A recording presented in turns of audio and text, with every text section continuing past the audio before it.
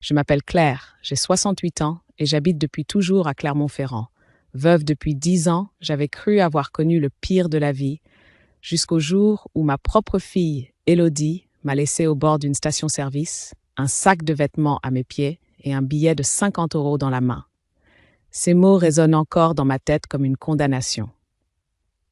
Maman, ne cherche pas à me retrouver. Puis, elle est remontée dans la voiture, ses yeux brillants de larmes, et elle est partie sans se retourner. Le vacarme des moteurs, les néons froids de la station, la pluie fine qui collait mes cheveux blancs, tout se mélangeait dans un tourbillon d'irréalité. Je restais là, immobile, comme une vieille valise qu'on aurait oubliée. Je ne savais pas quoi penser. Mon cœur saignait, mon esprit refusait de croire que ma propre fille, mon unique enfant, celle pour qui j'avais tout sacrifié, pouvait m'abandonner ainsi. J'avais vendu des bijoux de famille pour financer ses études, j'avais travaillé des nuits entières dans une usine de textile pour qu'elle ne manque de rien. Et voilà où j'en étais, abandonnée sur le bitume, avec 50 € comme unique horizon. Mais ce qui m'a troublée, ce n'est pas seulement la brutalité du geste, c'est son regard. Ce regard désespéré quand elle a démarré, comme si elle me suppliait de comprendre quelque chose qu'elle ne pouvait pas dire. Ce n'était pas la haine, ce n'était pas l'ingratitude, c'était autre chose, une souffrance. Je m'assis sur un banc métallique près des pompes, les passants allaient et venaient sans un mot. J'étais invisible, une vieille femme de plus, abandonnée, presque banale dans ce monde pressé. Le froid me glaçait, mes doigts tremblaient autour du billet de 50 €. Je repensais à tout ce que j'avais vécu avec Élodie, ses rires d'enfant dans le jardin, ses colères adolescentes, son mariage. Et puis ce jour où elle m'avait présenté son mari, Julien. Dès la première rencontre, quelque chose en lui m'avait mise mal à l'aise. Trop de sourires forcés, trop de compliments appuyés. Derrière sa façade polie, j'avais senti une ombre, mais je n'avais rien dit. Pour ma fille, je m'étais tue. Était-ce lui qui avait poussé Élodie à cet acte? Était-ce sa main invisible derrière cet abandon? L'idée me glaçait, mais elle s'imposait de plus en plus à mon esprit. Je restais ainsi de longues heures hébétée jusqu'à ce qu'une voix me tire de ma torpeur. « Claire, c'est bien toi ?» Je levai les yeux. Devant moi se tenait Henri, un ancien collègue de mon défunt mari. Je ne l'avais pas vu depuis des années. Son visage s'était creusé, ses cheveux blanchis, mais son regard restait le même, bienveillant. « Que fais-tu ici seule avec une valise ?» demanda-t-il inquiet. Alors les mots sortirent, hachés, entrecoupés de sanglots. Je lui racontai tout, l'abandon, les 50 €, le regard de ma fille. Henri posa une main ferme sur mon épaule. « Tu ne resteras pas ici. Viens. » Il me conduisit chez lui dans une petite maison aux volets bleus à la sortie de la ville. Sa femme, Jeanne, m'accueillit avec chaleur, m'installa dans un fauteuil, me servit une soupe fumante. Je sentis mes larmes couler à nouveau. Cette nuit-là, sous un toit étranger mais réconfortant, une décision naquit en moi. Non, je n'allais pas accepter cet abandon. Non, je n'allais pas croire que ma fille m'avait rejetée de son plein gré. Son regard me le criait. Elle souffrait. Et si Julien en était la cause, je devais savoir. J'allumai la bougie que Jeanne avait posée près de moi et j'écrivis dans un carnet que j'avais gardé au fond de mon sac. Elle m'a laissé sur une aire d'essence, mais je sais que ce n'est pas par choix. Derrière son geste, il y a un secret, et je le découvrirai. Je refermai le carnet, mon cœur battant d'une force nouvelle. J'étais vieille, oui, fragile peut-être, mais je n'étais pas morte, je n'étais pas finie, et tant que mes jambes pouvaient me porter, je retrouverais ma fille. Et vous, si votre propre enfant vous abandonnait un jour avec seulement 50 € et un sac de vêtements, penseriez-vous à de la cruauté ou chercheriez-vous la vérité derrière ce geste? Dites-moi en commentaire, vos avis me bouleversent toujours. Les jours suivants, je restais chez Henri et Jeanne, comme une invitée fragile qu'on protège. Mais au fond de moi, une braise couvait. Chaque minute passée à me remémorer le visage d'Élodie, ce regard suppliant quand elle avait démarré la voiture, m'enfonçait davantage dans la certitude. Ma fille n'était pas coupable. Quelqu'un tirait les ficelles. Henri m'écoutait souvent en silence, hochant la tête de temps à autre. Un matin, alors que nous buvions du café dans sa cuisine, il posa sa tasse et dit « Claire, je crois que tu as raison de douter. » Julien n'a jamais été clair à mes yeux. J'ai entendu des histoires au sujet de ses affaires. Rien de précis, mais trop de dettes, trop de colère. Ces mots me glacèrent, mais ils confirmaient mon intuition. Julien n'était pas seulement un mari autoritaire, il cachait autre chose. Avec l'aide d'Henri, je commençai mes recherches. Nous parcourûmes les archives en ligne des journaux locaux. À plusieurs reprises, son nom apparaissait dans des affaires de société. Petites entreprises créées puis rapidement liquidées, litiges avec des fournisseurs, procès pour impayés. Rien d'illégal au sens strict, mais un parfum de malhonnêteté. Un soir, en fouillant davantage, Henri découvrit un article plus troublant. Une enquête ouverte pour suspicion de fraude fiscale concernant une société de construction, dirigée par Julien 3 ans auparavant. L'affaire avait été classée faute de preuves. Mais cela dessinait un portrait inquiétant. Je me souvenais alors de certaines scènes dans la maison de ma fille. Julien qui haussait le ton sans raison, Élodie qui baissait les yeux, les mains crispées sur sa tasse de thé. Je m'étais dit que c'était des disputes banales de couple. Mais peut-être que derrière ces silences se cachait une terreur plus profonde. Je décidai de retourner discrètement devant leur maison. Henri m'accompagna en voiture. Nous restâmes garés un peu plus loin, observant. Les volets étaient clos, sauf ceux du salon où une lumière vacillait. Je vis Julien sortir, claquer la porte, monter dans sa voiture de marque récente et démarrer en trombe. « Tu vois, » dit Henri, toujours pressé, toujours nerveux. « Et regarde bien les plaques. Ce n'est pas la même que la dernière fois. » Je fronçai les sourcils. Plusieurs véhicules, toujours neufs. D'où venait tout cet argent alors qu'il accumulait les dettes? Le lendemain, Jeanne me trouva devant la fenêtre, pensive. « Claire, dit-elle doucement, tu ne peux pas continuer à t'user. Tu dois trouver des preuves concrètes, sinon c'est ta parole contre la sienne. » Ces mots résonnèrent. J'avais besoin de plus que des soupçons. Je repris mon carnet. J'y consignais chaque détail. L'heure à laquelle Julien quittait la maison, les voitures différentes, les articles trouvés par Henri, mes souvenirs des disputes. Tout devait être noté pour ne pas disparaître dans l'oubli. Un après-midi, alors que je faisais quelques courses au marché, une voix familière m'interpella. C'était Marianne, une ancienne amie d'Élodie que je n'avais pas revue depuis des années. Après les politesses, elle me demanda des nouvelles de ma fille. Je bredouillais quelques mots évasifs, mais elle fronça les sourcils. « Élodie, je l'ai croisée il y a 2 semaines. Elle n'allait pas bien. Elle m'a dit qu'elle se sentait piégée, qu'elle avait peur, mais elle n'a rien voulu préciser. » Je sentis mon cœur se serrer. Voilà, la confirmation. Ma fille vivait sous une emprise. De retour chez Henri, je rapportais cette conversation. Il hocha la tête. Il faut aller plus loin. J'ai un contact qui travaille encore à la mairie, au service social. Peut-être qu'il a entendu parler de Julien. Le soir même, son ami nous reçut discrètement. Ses mots furent sans appel. On a eu plusieurs signalements anonymes concernant des disputes violentes chez eux. Les voisins ont entendu des cris, mais Élodie n'a jamais porté plainte. Je sentis mes jambes fléchir. Alors c'était vrai, Julien ne se contentait pas de l'humilier, il la terrorisait. Cette nuit-là, je ne pus dormir. Je revoyais ma fille, ses yeux rougis, son silence, ses mains tremblantes, et je comprenais enfin pourquoi elle m'avait abandonnée à la station-service. Ce n'était pas pour me rejeter, c'était pour me protéger. Elle avait choisi de me sacrifier, de se couper de moi, pour que Julien n'aille pas jusqu'à me faire disparaître. Je pris mon carnet, les larmes brouillant ma vue, et j'écrivis « Elle ne m'a pas abandonnée. Elle a voulu me sauver. Elle a choisi la douleur pour elle afin d'éviter ma mort. Mais je ne la laisserai pas se sacrifier seule. » Au petit matin, une force nouvelle me traversait.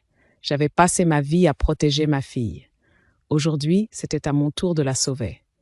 Les jours qui suivirent furent consacrés à un seul but, découvrir ce que Julien cachait réellement. Je savais désormais qu'il terrorisait ma fille, qu'il l'avait contrainte à se séparer de moi sous peine de représailles. Mais je sentais aussi qu'il y avait plus. Ses voitures, ses affaires troubles, ses absences répétées, tout cela formait un puzzle encore incomplet. Henri, toujours volontaire, se proposa de m'accompagner dans cette quête. « Si tu veux vraiment aider Élodie, dit-il un matin, il faut des preuves solides. Sans ça, la justice n'agira pas. » Nous commençâmes par le suivre. Julien avait un emploi soi-disant stable dans une société de rénovation, mais il semblait passer plus de temps sur les routes que sur les chantiers. Un jeudi après-midi, nous le vîmes quitter sa maison, monter dans une berline sombre et rouler vers Lyon. Nous le suivîmes prudemment, Henri au volant. Après 1 heure d'autoroute, Julien gara sa voiture devant un hôtel discret, à la périphérie de la ville. Mon cœur se serra. Il entra rapidement, jetant des coups d'œil autour de lui. 1/2 heure plus tard, une femme sortit de l'établissement, une jeune brune élégante, en riant dans son téléphone. Puis Julien apparut, visiblement détendu. Je sentis une colère glaciale m'envahir. Pendant qu'il réduisait ma fille au silence, il se permettait d'entretenir une liaison au grand jour. Henri prit discrètement des photos avec son téléphone. « Voilà un premier élément, dit-il. Adultère, confirmé. » Mais ce n'était pas suffisant. L'adultère prouvait sa duplicité, pas sa dangerosité. Quelques jours plus tard, alors que nous observions à nouveau sa maison depuis la voiture d'Henri, nous le vîmes sortir précipitamment, un sac noir à la main. Il jeta un coup d'œil nerveux avant de le charger dans son coffre. « Tu vois ce sac ?» murmura Henri. « Ce n'est pas un sac de sport, on dirait plutôt des dossiers. » Nous décidâmes de le suivre encore. Cette fois, il se rendit dans un café miteux à la périphérie de Clermont. Nous le vîmes entrer avec son sac, ressortir sans quelques minutes plus tard, après avoir serré la main d'un homme à l'allure douteuse. Henri prit une nouvelle photo. « Ça sent le trafic, dit-il à mi-voix. Argent liquide ou document. Ton intuition était juste, Claire. Il est plus impliqué qu'on ne le pense. » Je restais silencieuse, mais une détermination brûlait en moi. Chaque nouvelle découverte confirmait ce que je savais au fond de moi. Élodie vivait prisonnière d'un homme violent, manipulateur et désormais compromis dans des affaires louches. Un soir, Henri réussit à obtenir, grâce à son contact à la mairie, une copie de quelques documents publics concernant Julien. Son nom apparaissait sur plusieurs procédures civiles pour dettes impayées. Mais plus choquant encore, une plainte pour violence psychologique avait été déposée contre lui par une ex-compagne 10 ans plus tôt. L'affaire avait été classée, faute de preuves. Je sentis ma gorge se nouer. Élodie n'était pas la première. Julien avait déjà broyé d'autres vies avant la sienne. Je compris alors que je ne pouvais plus attendre. Il ne s'agissait plus seulement de me réconcilier avec ma fille. Il s'agissait de la sauver, elle et mes petits-enfants. Le plan prit forme peu à peu. Avec Henri, nous rassemblâmes toutes les preuves.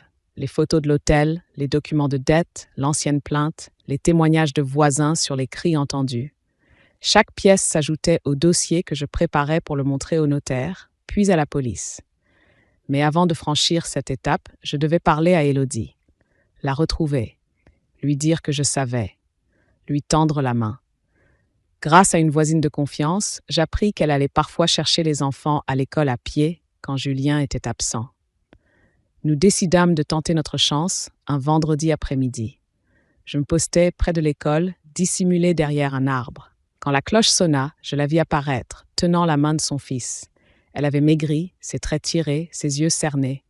Elle avançait vite, comme si le monde entier la surveillait. Mon cœur battait à tout rompre. Quand elle passa près de moi, je murmurai « Élodie ?» Elle s'arrêta net.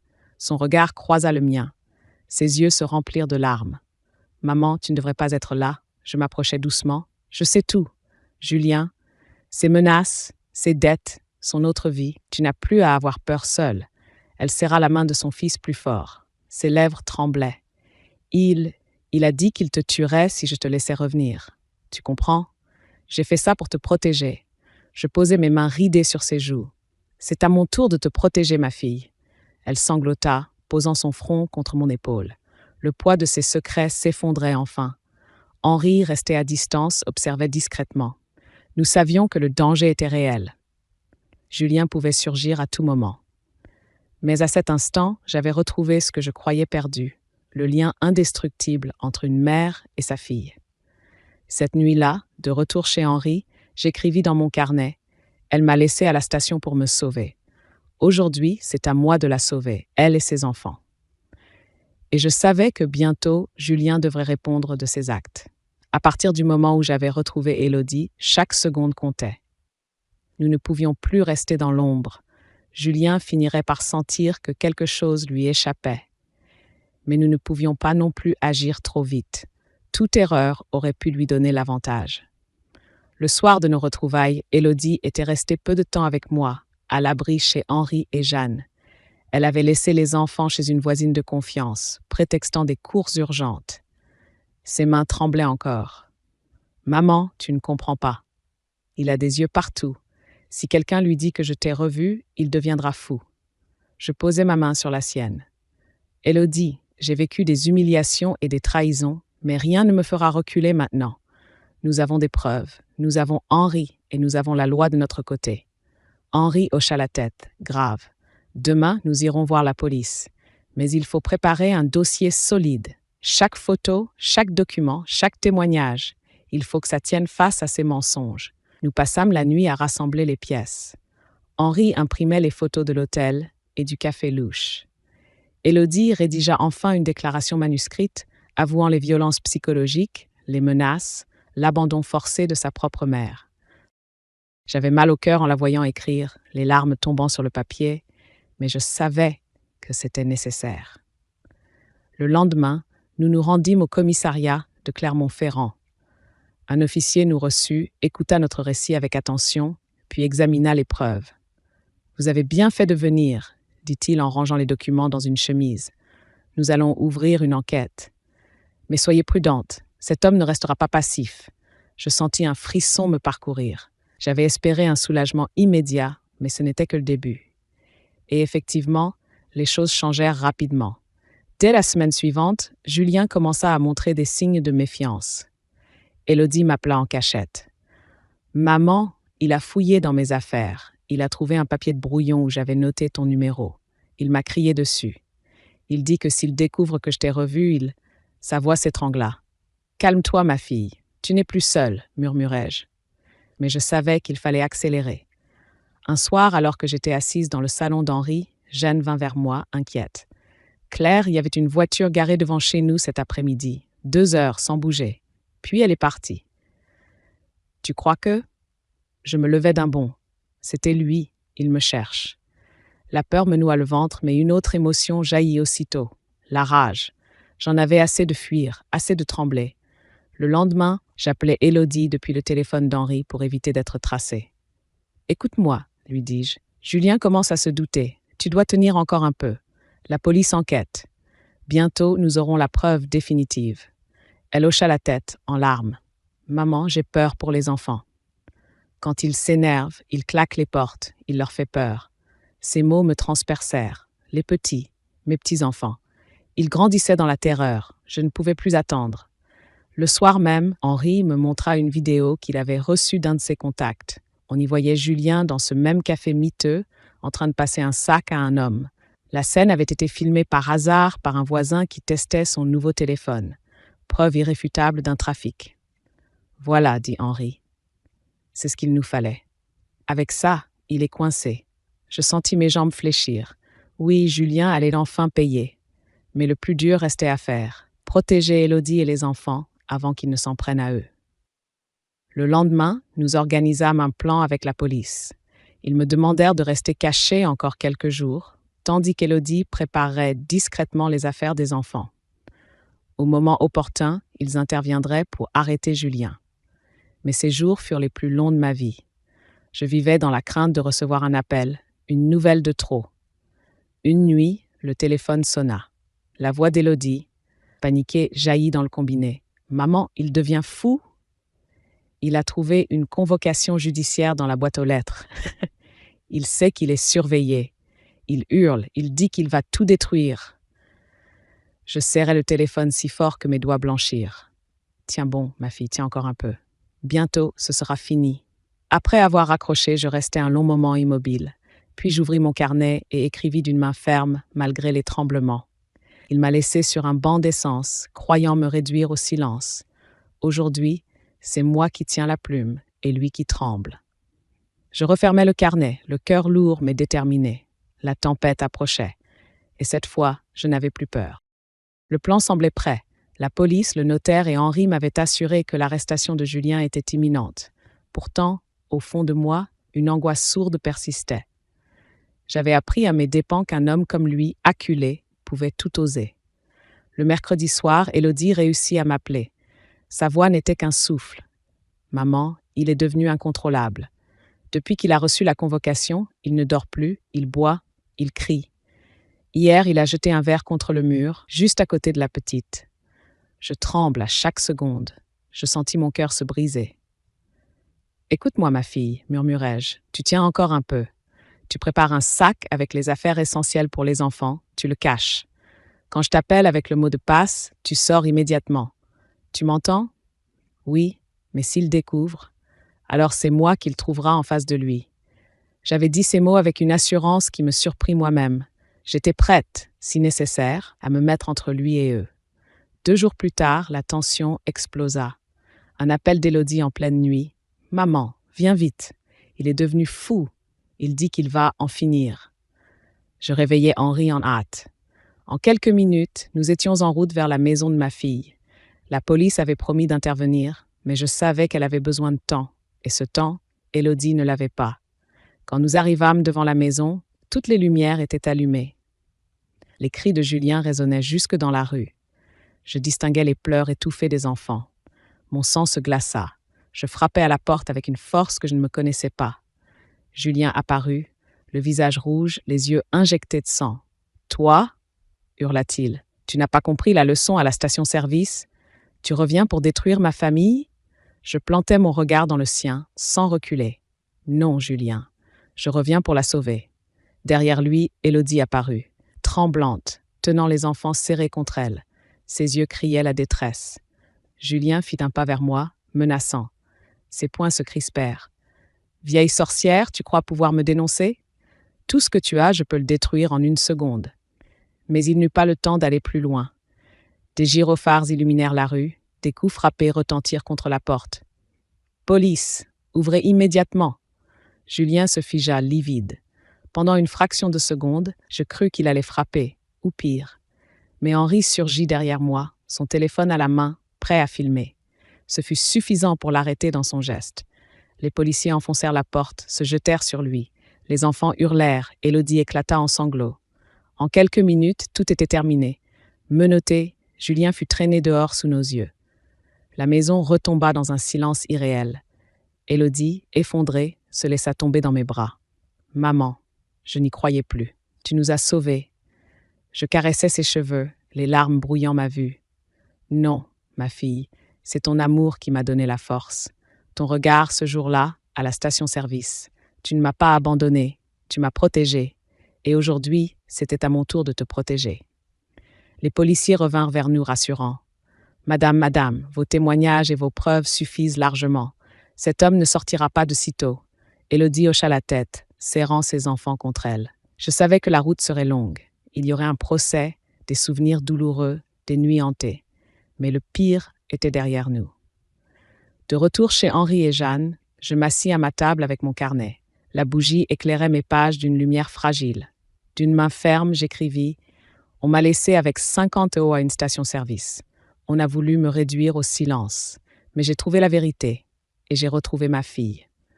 Aucun homme, aucun mari, aucun tyran ne pourra briser ce lien. » Je reposai le stylo. La nuit était encore lourde, mais dans mon cœur, une lueur nouvelle brillait. J'avais survécu à l'abandon, j'avais survécu à la trahison, et désormais j'avais vaincu la peur. Le lendemain de l'arrestation, un calme étrange s'abattit sur la maison d'Élodie. Pourtant, ce n'était pas une paix véritable, mais une sorte de silence après l'orage, où chaque respiration semblait encore craindre un éclair. Les enfants dormaient enfin, serrés l'un contre l'autre dans le canapé. Élodie, assise près d'eux, gardait les yeux rougis, incapable de trouver le repos. « Maman, dit-elle d'une voix cassée, tu crois qu'il sortira vite ?» Je posai ma main ridée sur la sienne. « Non, ma fille, pas cette fois. Nous avons des preuves et la police l'a pris en flagrant délit. Tu n'as plus à vivre dans la peur. » Mais je savais qu'elle aurait encore à affronter l'épreuve du procès. Les semaines suivantes furent consacrées aux procédures. Nous fûmes convoqués à plusieurs reprises par le juge d'instruction. Élodie, tremblante, raconta les humiliations, les menaces, les nuits où Julien claquait les portes pour la terroriser. Moi, je témoignais de mon abandon à la station-service, du sac préparé, des 50 € glissés dans ma main comme une aumône. J'expliquais que j'avais compris trop tard que ce geste n'était pas une trahison, mais un sacrifice. Henri remit les photos de l'hôtel, les vidéos du café louche, les copies des plaintes anciennes. Chaque pièce s'ajoutait au puzzle, dessinant le portrait d'un homme violent, manipulateur, menteur. Quand vint le jour du procès, je me retrouvais de nouveau dans une salle de tribunal. Mais cette fois, je n'étais pas seule. Élodie était à mes côtés, plus pâle que jamais mais droite, décidée. Ses mains tremblaient, mais ses yeux brillaient d'une lueur nouvelle, celle d'une femme qui ne veut plus se taire. Julien entra, encadré par des gardiens. Sa chemise froissée, son visage fermé, il n'avait plus rien du beau parleur séduisant. Pourtant, même menotté, il cherchait à imposer son pouvoir. Ses yeux glacials balayèrent la salle, se plantant sur Élodie. « Tu as osé », murmura-t-il. Elle baissa la tête une seconde, puis se redressa. Pour la première fois, elle lui tint tête. « Oui, j'ai osé. » Le procureur lut les chefs d'accusation. Violence psychologique, menace de mort, tentative d'escroquerie et fraude. Chaque mot résonnait comme une vérité arrachée à des années de silence. Quand ce fut à moi de témoigner, je me levai lentement. Ma voix tremblait un peu, mais je forçais mes mots à sortir. Je suis Claire, 68 ans. On m'a abandonnée à une station-service avec un sac et 50 €. Mais je savais que ce n'était pas ma fille qui me trahissait. Je savais que derrière son geste, il y avait la peur. La peur qu'il m'arrive pire encore. Aujourd'hui, je dis ceci. Cet homme n'a pas seulement détruit une femme, il a tenté de détruire un lien entre une mère et sa fille. Mais il n'a pas réussi. Un silence pesant envahit la salle. Le juge me remercia et je regagnai ma place. Élodie me prit la main discrètement. Ses doigts froids serrèrent les miens, et dans ce geste, je sentis une promesse. Nous ne serions plus jamais séparés. Après plusieurs heures d'audience, le verdict tomba. Julien fut condamné à 8 années de prison ferme, assorti d'une interdiction de contact avec Élodie, les enfants et moi. Ses poings frappèrent la table, ses cris résonnèrent dans la salle. « Vous payerez pour ça! Vous payerez tous !» Mais ces menaces n'avaient plus de poids. Les gardiens l'emmenèrent, et les portes se refermèrent sur son écho. Quand nous sortîmes du tribunal, le ciel de Clermont-Ferrand était d'un bleu limpide. Élodie respira profondément, comme si l'air lui appartenait à nouveau. « Maman, dit-elle en me serrant contre elle. La justice a parlé, il a voulu briser une famille, mais il est tombé. Et moi, vieille femme abandonnée à une station, j'ai retrouvé ma fille. La peur n'a pas gagné. » Je refermai le carnet et regardai Élodie qui riait doucement avec ses enfants. Dans ce rire, je vis l'avenir. Fragile, mais possible. Les semaines qui suivirent le procès furent à la fois légères et lourdes. Légères parce que la menace immédiate avait disparu. Julien était en prison, et ses cris de haine n'étaient plus qu'un écho derrière des barreaux. Lourdes parce que les blessures, elles, ne disparaissaient pas avec une condamnation. Elles restaient là, invisibles, sous la peau. Je m'installai provisoirement chez Élodie, le temps qu'elle retrouve un équilibre. La maison paraissait apaisée sans Julien, mais son ombre hantait encore chaque pièce. La chambre conjugale resta fermée des semaines entières, comme si Élodie refusait d'y pénétrer. Les enfants, eux, se réveillaient souvent la nuit en sursaut. « Papy !» criait le plus jeune, confondant les visages dans ses cauchemars, puis il s'agrippait à ma robe jusqu'à se rendormir, épuisé. Un matin, alors que je préparais le petit déjeuner, je surpris Élodie assise devant la table, les mains immobiles autour d'une tasse froide. « Qu'est-ce qu'il y a, ma fille ?» demandai-je doucement. Elle me regarda, les yeux embués. « Je n'arrive pas à me pardonner, maman. Je t'ai laissée à cette station-service. Je t'ai abandonnée. » Je posai ma main ridée sur la sienne. « Non, Élodie, tu m'as sauvée. Tu as choisi la douleur pour éviter ma mort. Tu as fait ce que tu pouvais avec la peur qui t'étranglait. Mais je savais qu'il lui faudrait du temps pour accepter cette vérité. De mon côté, je portais aussi mes propres blessures. Parfois la nuit, je revoyais les néons blafards de la station, le billet de 50 € froissé, la silhouette de la voiture s'éloignant. Une honte sourde m'envahissait. Comment avais-je pu me retrouver ainsi, traité comme un paquet inutile? Alors je reprenais mon carnet. J'écrivais des phrases de rage et de courage, comme pour exorciser ces visions. Henri et Jeanne continuaient de nous rendre visite. Henri, toujours pragmatique, nous encourageait à aller de l'avant. Vous avez gagné une bataille, disait-il. Mais maintenant, il faut reconstruire. Élodie accepta de consulter une psychologue. Les premières séances furent douloureuses. Elle revivait les cris, les menaces, l'emprise. Mais peu à peu, je la vis respirer plus librement, marcher plus droite. Elle recommença à s'occuper de son jardin, à jouer avec ses enfants sans sursauter au moindre bruit. Quant à moi, je retrouvais une place que j'avais cru perdue, celle de mère et de grand-mère. J'accompagnais les enfants à l'école, je préparais leur goûter, je les bordais le soir. Dans leurs yeux, je voyais une innocence qui renaissait malgré tout. Un soir d'été, alors que nous étions assis sur la terrasse, Élodie me dit « Maman, j'aimerais qu'on parte quelques jours à la mer, tous ensemble, pour respirer loin d'ici, pour montrer aux enfants que la vie peut être belle. » J'acceptai aussitôt. Nous passâmes une semaine à La Rochelle, entre balades sur le port et rire des petits sur la plage. Ce fut comme une parenthèse de lumière, un baume sur nos cicatrices. Mais le retour à Clermont rappela la réalité.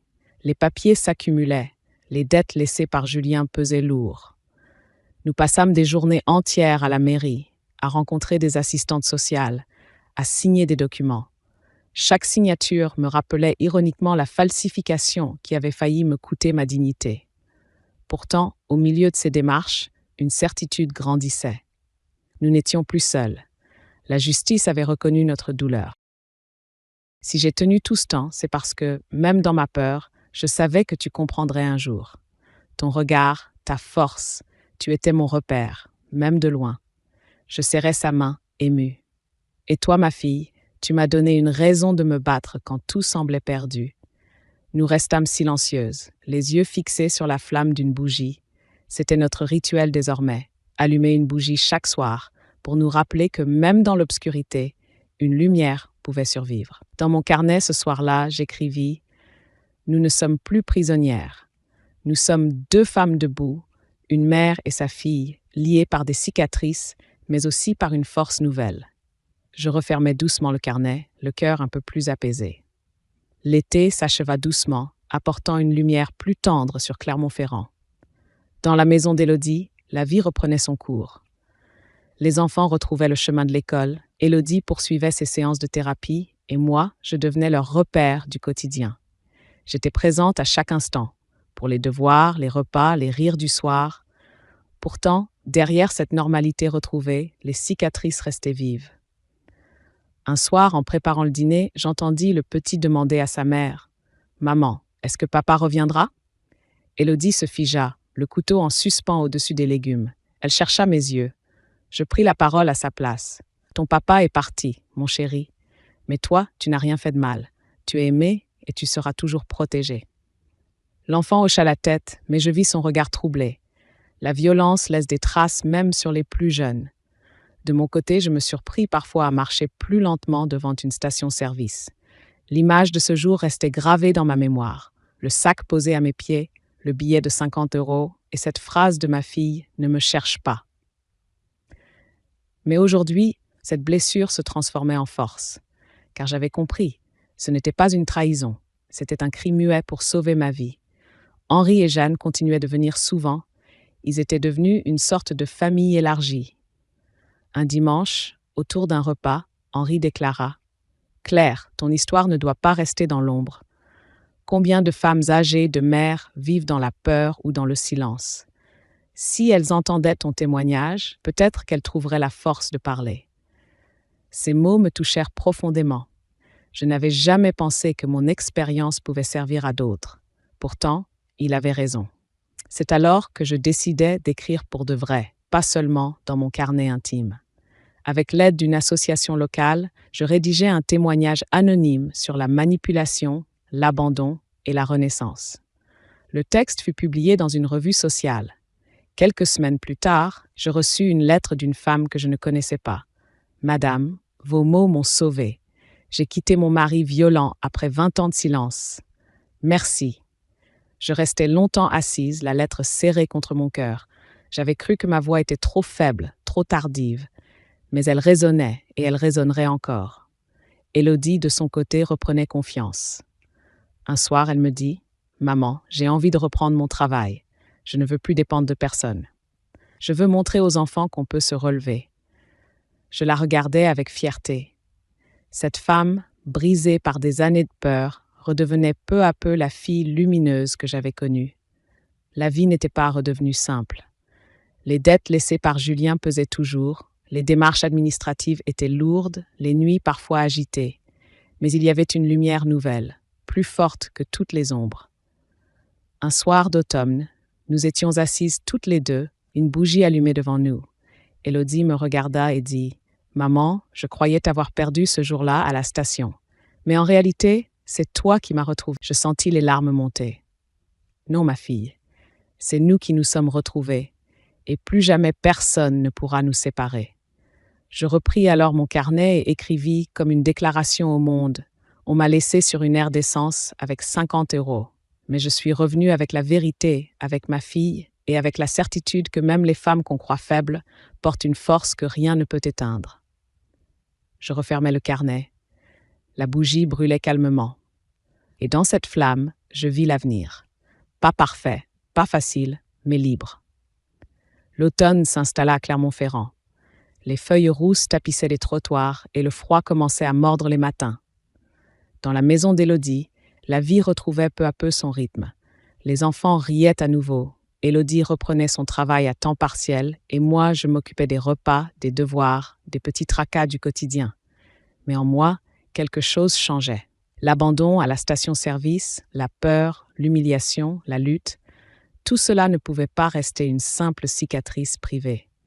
Chaque fois que je croisais une autre femme de mon âge au marché, avec son cabas usé et son regard fatigué, je me demandais combien d'entre elles se taisent, combien supportent en silence des violences ou des humiliations par leurs proches ou par la vie. Un soir, alors qu'Élodie dormait déjà, je restais assise devant ma bougie. J'ouvris mon carnet et cette fois, j'écrivis non pas pour moi, mais pour toutes celles qui pourraient un jour entendre ma voix. Monologue. On m'a laissé sur une aire d'essence, avec un sac et 50 €. On m'a dit de ne pas chercher. On a voulu que je disparaisse dans l'indifférence d'un monde trop pressé. J'ai pleuré. J'ai eu honte. J'ai cru que tout était fini. Mais une lueur m'a tenu debout, le regard de ma fille. Un regard de détresse, mais aussi d'amour. Elle m'abandonnait en apparence, mais en vérité, elle me protégeait. J'ai compris alors que le silence n'est pas toujours une faiblesse. Il peut être un cri qu'on n'entend pas, mais qui appelle au secours. Je suis une femme de 68 ans. On m'aurait cru trop vieille pour me battre, trop fatiguée pour chercher la vérité. Mais j'ai trouvé en moi une force insoupçonnée. Avec l'aide d'un ami, avec un carnet et une flamme, j'ai déchiré le voile des mensonges. Et aujourd'hui, je parle pour toutes celles qui souffrent encore dans l'ombre. À vous, les femmes âgées qu'on traite comme des fardeaux. À vous, les mères qu'on humilie en silence. À vous, les grands-mères qu'on croit faibles. Ne laissez personne vous effacer. Même si vos mains tremblent, même si vos genoux faiblissent, votre voix peut encore briser les murs du silence. On peut nous vieillir, nous ridiculiser, nous réduire à l'impuissance. Mais tant que nous respirons, nous avons un pouvoir, celui de dire non. Moi, j'ai été abandonnée, mais je suis revenue. Et ma voix, que je croyais perdue, est devenue mon arme. N'ayez pas peur de parler, n'ayez pas peur de déranger, n'ayez pas peur de vivre, parce que nous, les femmes âgées, sommes la mémoire et la force de ce monde. Et cette force, personne ne peut la tuer. Je posais mon stylo, les larmes brouillant ma vue, mais c'étaient des larmes de délivrance. En refermant le carnet, je savais que mon histoire n'était plus seulement la mienne.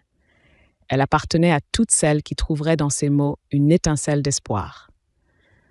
Dans le silence de la nuit, je soufflais la bougie.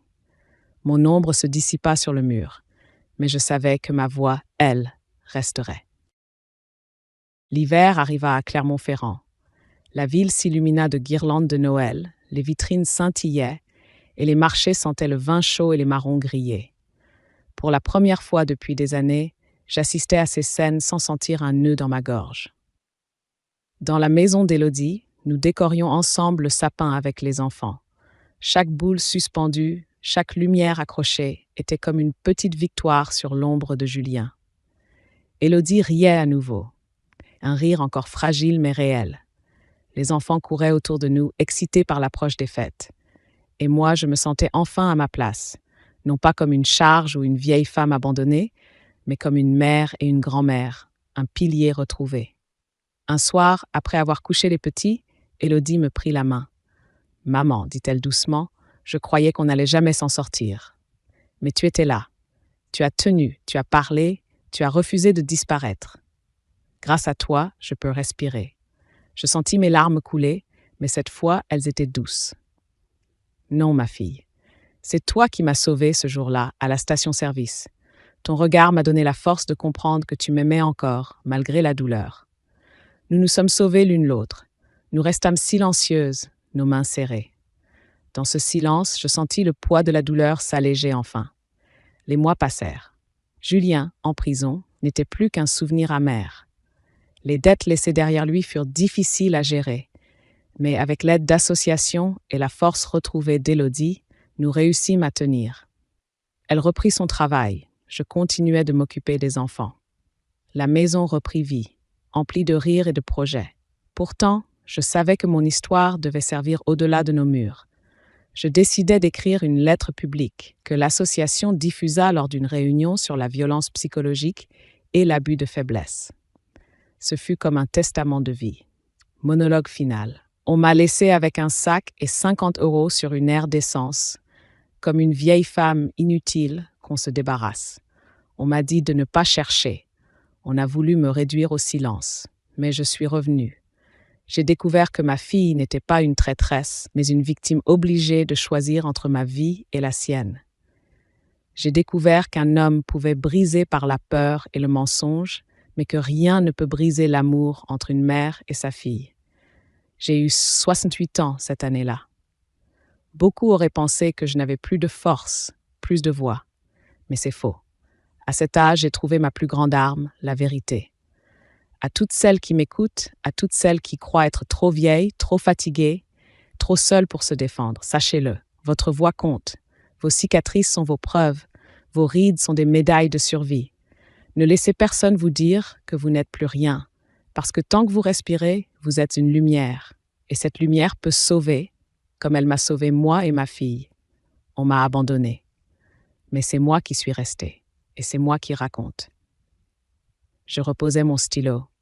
La bougie devant moi brillait calmement. Dans son reflet, je vis mon visage ridé, marqué par les épreuves, mais illuminé par la paix retrouvée. Je refermais mon carnet, sûre de quelque chose. Je n'étais plus seulement une survivante. J'étais devenue une voix pour celles qu'on essaye d'effacer, mais qui un jour se lèvent et disent « Je suis encore là ».